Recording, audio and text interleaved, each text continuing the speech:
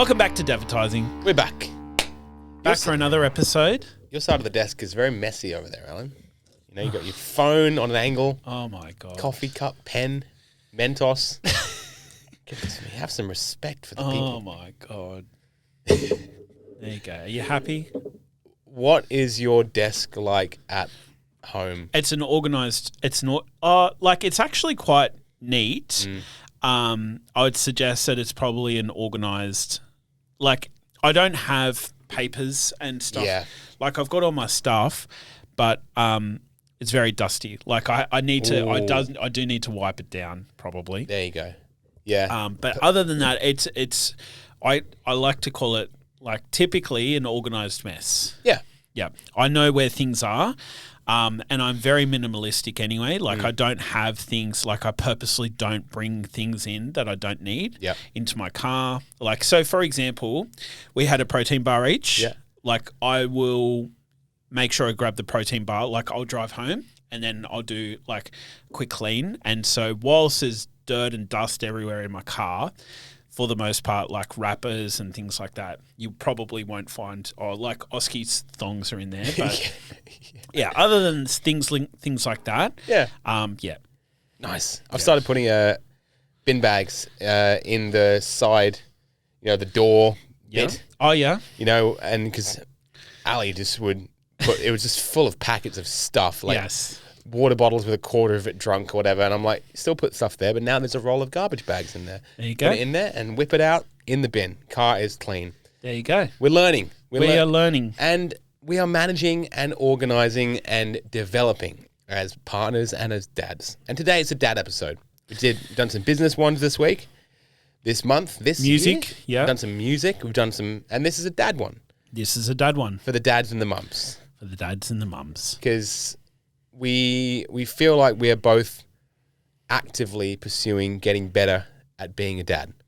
Yeah. And I think from some of the conversations we have off camera, I think we're probably both getting more thoughtful about it. It's very interesting because, yeah, you're like, we're both like, well, for the most part, like, it sounds like, yeah, you're working with different therapists or occupational therapists to learn more about your kids. My kids are 6 and 9. Yours are both 3, twins.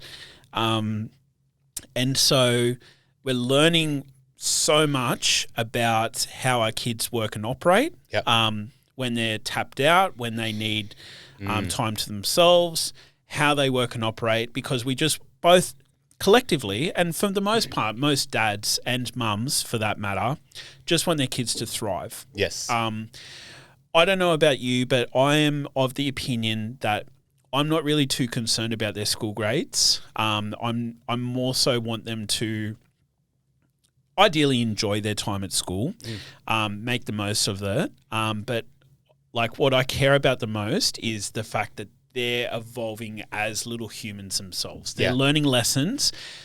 As someone in business, I think the most important thing is learning lessons, and I guess the biggest one is I'll call it being emotionally clean, so that you can emotionally, like when you are emotionally tapped out, whether it's through stress or anger or whatever the case is, you can recognize it and you can operate and whatnot as well. Yeah. And so in today's episode, we're going to be talking about what to do when your kid's being a little shit. And they're tapped out from school or from daycare or whatever the case is. You were the one who initially thought about, this topic, Alex. Do you want to give us a little bit more context? Yeah. Thanks for that, Alan. You're welcome, Alex. We take me on this journey. What's the AI talk? What's the AI? ChatGPT. ChatGPT talk. Unlock your full potential and embark on a transformative journey with us. Here's the, here's the deal. Want to know the sweet deal? Like, imagine, picture yourself on with a computer that does everything you need it to. Like, we had a bitch about ChatGPT before. Quick ChatGPT tangent is that ChatGPT, for everyone listening out there using it to write your shit, it is a tool. It is like a calculator. A calculator can do very basic maths or it can do very complicated maths. and you need to learn how to use it to do good stuff. And often with ChatGPT, because I see it, because I use it so much to form the structure of things that I do, I see the patterns, and people are just copying and pasting of ChatGPT straight into ads and landing pages and emails. You need to humanize it. You need to humanize it, exactly. You need to take what it gives you and maybe take the structure of it, because that can be a hard thing to get started on. And I recommend to clients who I'm coaching, if you're writing ad copy, here's a great structure. Paste this into ChatGPT, and then revise it. Go through every line and write it the way you would write it. So anyway, don't copy and paste. I've got twin daughters, Ollie and Ava, and love them to bits. They're both 3, and keep your notebook. Don't turn the notebook near me again. I've written down the names of my daughters on there just to remember. Just in case you forget. Yeah. And basically, in the last sort of year, 2 to 3, one of my daughters, Ollie, has gotten pretty emotional quite a lot. She's, what we would call the more difficult one, which is, in quotations, difficult, because Ava's really chill. Ava doesn't have tantrums. Ollie has tantrums. Very, very normal for a 3-year-old to have. But Ollie's kind of can get pretty severe and pretty frequent sometimes, especially in certain situations, like when we're on holiday, when we're away, if she's having a busy week. And we got to a point one time where we were really good at dealing with them at home. We knew how to calm her down, or at least just ride out the storm. Because sometimes they're like 45 minutes, bro, of like gnarly angry kid. Yeah. And it was one time when she was having one on the way to school, a meltdown on the way to kindy, and then she ran away in the car park. Oh, no. And that freaked out Ali so much. Yeah. Ali had to come home from work that day because she was so, she left the kids at daycare, came home from work, because she works at the daycare where they go, right? And then we went and picked them up later. She was so stressed out by it. But then we're like, okay, we got to learn how to deal with these tantrums better. And so we went and we talked to it was like a therapist or a child psychologist or something. I think it was a psychologist. And that was a tough one, because it makes you think like, oh God, there's something wrong with your kid. But there's not, and I'll talk about that more later. But that initial decision is almost a bit of an ego hit as a dad, maybe. Yeah. That I need some help with parenting my kid, or feeling like you've done something wrong. Exactly, and also very stressful. Yeah. What are they going to diagnose my kid and medicate my kid, whatever? Because that's not what we wanted. We just wanted to learn for us how to deal with gnarly situations. Yeah, and it's led us down this really cool path of just learning about like how to look after and just have awareness as to what this little girl needs. And the first thing we found out was we're in this room. It's a very uncomfortable situation for the girls. They don't know who this person is. Like, this is mummy and daddy's friend who's a talking doctor. Like a normal doctor who puts stuff in your ears. This is a talking doctor. You just talk to her. That sound fun? Yeah, it sounds fun. So, and then she's asking questions. And then one of the things she says was, she's like, does Ollie get really annoyed if she's got like sand in her shoes? Or like if her socks are wrinkled up? We're like, yes. Like, what about if her hands are sticky? Yes. Okay. She might. How does she go with like loud sounds and like smells? She's always the first one to know if someone farts in the house, or if like the bin smells. Ollie always knows first. And the doctor's like, she might just be like hypersensitive, like not emotionally, yes, but actually triggered by the different senses. And she just has a heightened sense of things, like a spidey sense, which is actually very, very common. But what it means for a 3-year-old is that like, when you walk into like IMAX, she's dealing with IMAX all the time.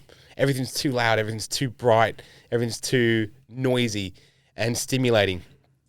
And when you start to look at TV shows, fucking Paw Patrol, stuff like this, that they love, it is such fast scene changes, loud, bright, colorful, and the kids love it, but it is just massively overstimulating her. And for a chill kid like Ava, it doesn't matter. But for Ollie, being more sensitive to things massively affected her.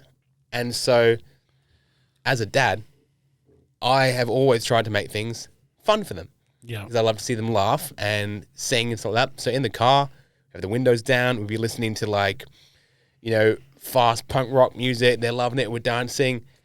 And then you get a tantrum. And I'm like, what's wrong? You're having the best time ever. But I'm actually massively overstimulating this little them. kid. Yep. It's something I'd never even thought about. Yeah. And so that was a really cool lesson there. And I'll tell you how it developed in just a minute. But I'll throw it back to you for a second. You seem to be nodding and understanding a lot. Is this something that you've experienced? Dude. So it's a little bit different for me, and I'll give you the context as to why. Because I'm gonna be a bit vulnerable here. So I wouldn't have always considered myself the best dad, or like for the whole time that I've been a dad. It has been a huge process, because I've been, you know, for full transparency, I feel like I have been so focused on business, and Jess during this time has really helped me to be present in not only our relationship, but then the relationship with our kids. And without going into too much detail, like I was so still heavily focused in, like, Ruby's 9, she'll be 10 at the end of this year. In the first year of my business, even before I left my full-time job, when Ruby was born, I was so hyper-focused on being successful, being in business and having freedom and all these other things, that I almost screwed up everything that I had, right? And there was a few lessons without going too deep. But over that course of a period of time, as I've become more present with being a dad and like really buying into not only being a dad, but being a family member, being a contributing family member, obviously not just supporting with money, but also my time, my presence, with love, care, all those other amazing things. It's been a journey. Part of that journey for me is we talk about emotionally regulation and all these other things. The reason I'm nodding so much is because when I was a kid, I used to be really sooky all the time. Or my dad used to use this saying, water off a duck's back, right? Yep. Because I was just very emotional, Yep. right? And I can see that. Yeah. Yeah. And so, like, even when we went to the US, Oski was exactly the same. Like, we would be walking through LAX airport, and we just like, Oski, get off your iPad. Like, you need to pay attention. And he is so overwhelmed. Like, now I can see he's just overwhelmed. Like, he's watching his iPad. He's trying to block out everything because there's loud noises. That he doesn't know where the fuck he is. He doesn't know, like, we're all moving. We all need to go somewhere. And he is so glued to his iPad because that is like his little safety thing. And I can now see that, like, through Oski, I was that little boy in all of the different situations and circumstances. Yes. Right? And it's so interesting how, like, especially when you have kids, it's almost like a little mirror into your own childhood and all these other things as well, right? So back to, you know, what you're talking about, without like cracking on my dad and everything else, my dad was a workaholic, and he supported us. He did amazing things like taking us to the US. Yeah. Like, we did a huge big trip. You know, even as later on in life, like, I did a graphic design course. My parents paid for half of it. I paid the other half. Like, I've been loved and supported, taken care of really, really well because my parents, both parents work hard, but even more so my dad, like, typically works 6 to 7 days a week. Yeah. However, and I've had this conversation with him as well, is he struggles with being present. He struggles with, like, being able to look someone in the eye and have a conversation. Even if I want to have a really deep conversation that I know is going to take longer than 5 to 10 minutes, like, I knew that I wanted to talk to my dad one time, and it was a very deep conversation. I took him to the footy, knowing that he can watch the footy, but he can also have a conversation with me, and this conversation is going to go longer than 5 to 10 minutes. Right. Because typically, even when I go and hang out with my dad, he's typically at home watching the TV, and there's always something on, and he's got the TV on, he's got his laptop in front of him, struggles to be present, and it's something that I've come to realization with is that I was following that same footpath of like wanting to do something, always being busy and everything else. Yeah. And to go through the process, this is another reason why you're smiling, like why I've had to really go through all these therapies myself. Yeah. Like I've worked with a kinesiologist, breath work, and different and various Witch range. doctor. Yes. Crystal, sex therapist. Smoking toads, all those other things. But what all of those things have done have allowed me to realize that I have hypersensitivity around different things, and I get overwhelmed, and I wasn't really given the opportunity to express my emotions. And then so that's why, like during my childhood or even during my teenage years, and that's why during my 20s, the moment that I was given freedom, I went like alcohol, like abused alcohol, played around with recreational drugs and all those other things. And then like got to a point when just after I turned 30, I was like, all right, I'm now done with all of those things. I'm now going to go sober.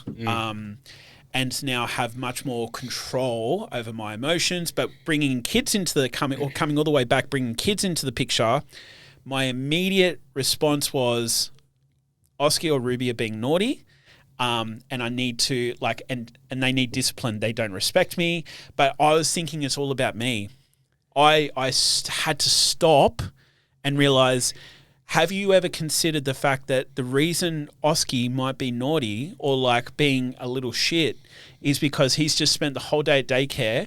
He was told off because he was playing around and doing something that he wasn't supposed to. He didn't know, but he's been told off. Now he's hypersensitive because he's been told off and felt embarrassed, right? So now he's holding all of this anguish, anxiety in, and he's in the car. He hasn't had anything to eat, so he's running on fumes.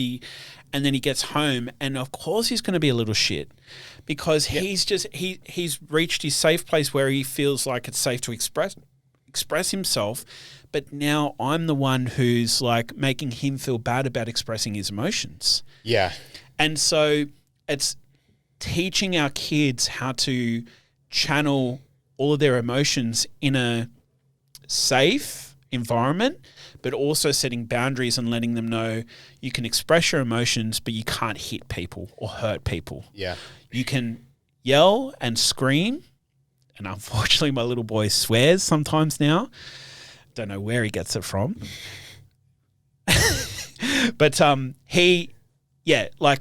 he likes to, like sometimes he likes to hit me, and I don't mind roughing him up because sometimes he likes to wrestle and things like that. But it's also like sometimes the first part is I need to take a step back and just understand he's gone through his own shit. That's maybe why.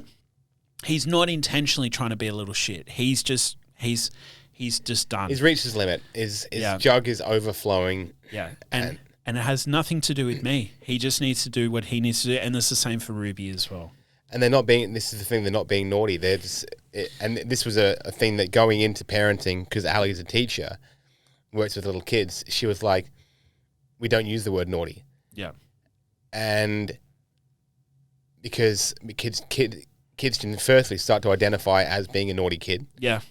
So how are they going to act? Yeah. When they're, they're just embracing the thing that they're being told to do. And Ali, like, when we first started sort of parenting, she was saying things like, instead of saying you're being naughty, it'd be like, what you're doing, the choices you're making are not okay. And at first, I'm like old school, just fucking tell them off. Yeah. Like that's what they need. Yeah. Just give them a smack or something like that. Yeah. Exactly.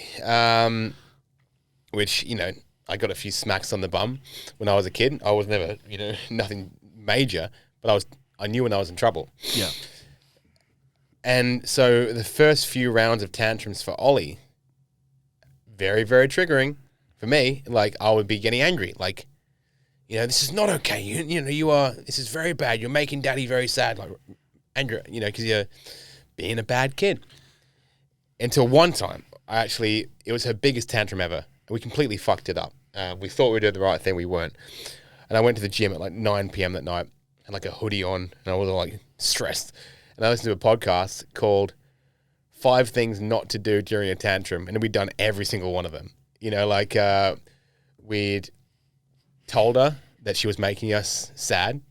That's not her problem. That's us, choosing to get angry at this. We were, what's the word? Invalidating the way she felt. So like, you're being silly, she's not being silly. She feels this. Like, and if I was sitting here crying, you said, don't be silly, mate. Well, I'm not being fucking silly, Ali. I'm really sad, and then some other things that we did as well, and Ali and I started to dig into it.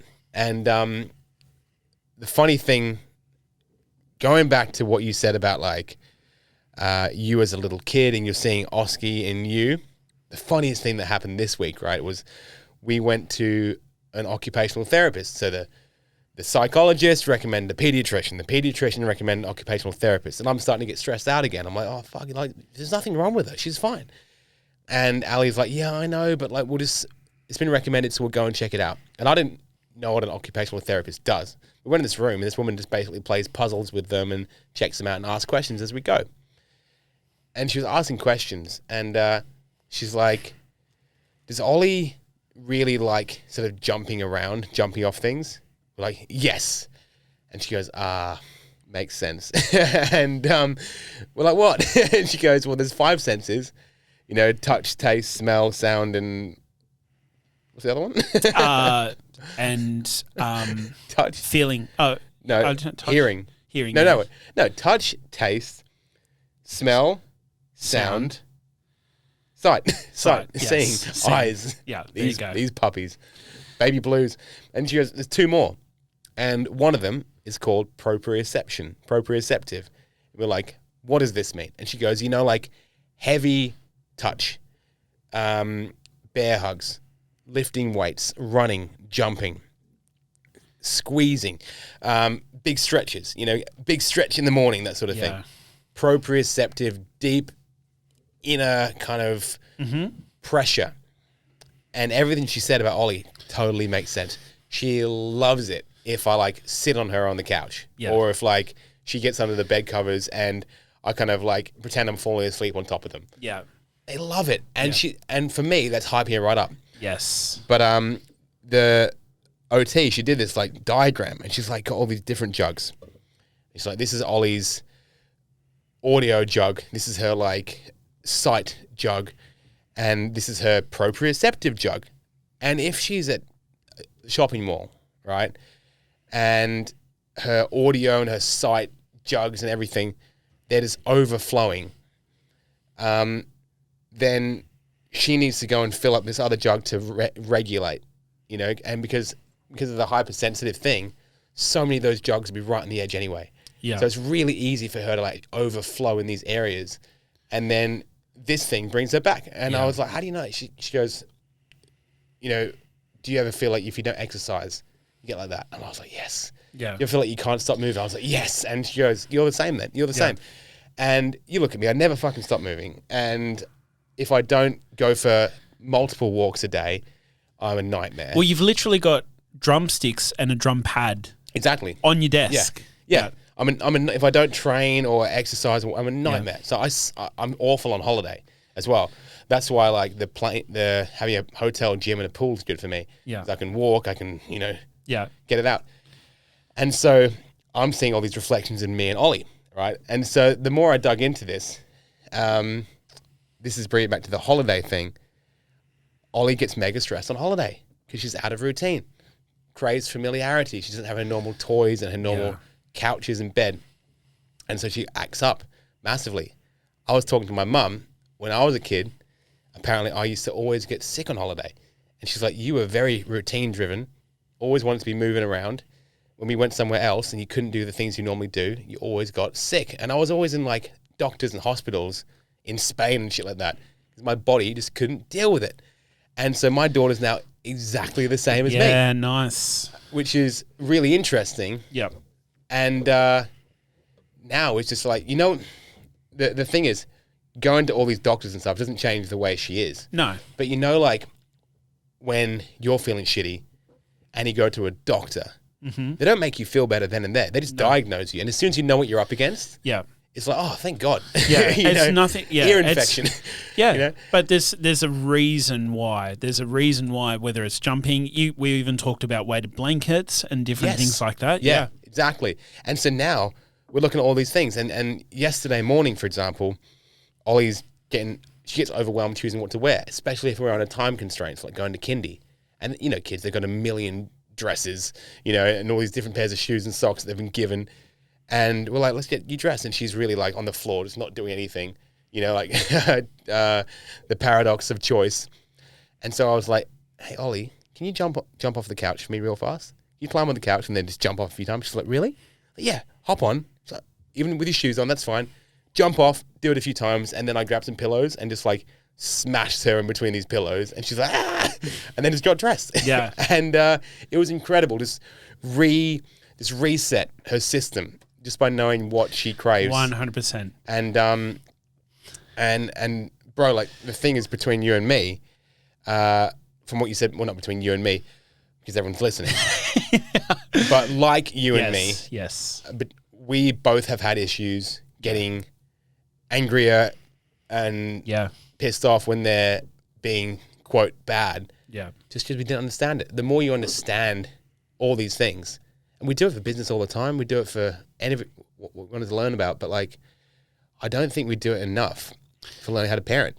Maybe we have like an ego that says we should know how to do this already. 100%. And I just want to give a massive shout out to Jess, and I'm sure Ali is in this exact same boat, because if it wasn't for Jess is the one who instigated all of these different therapists and different people, groups, like Ruby's a part of like a painting group and other things exactly like what you're talking about.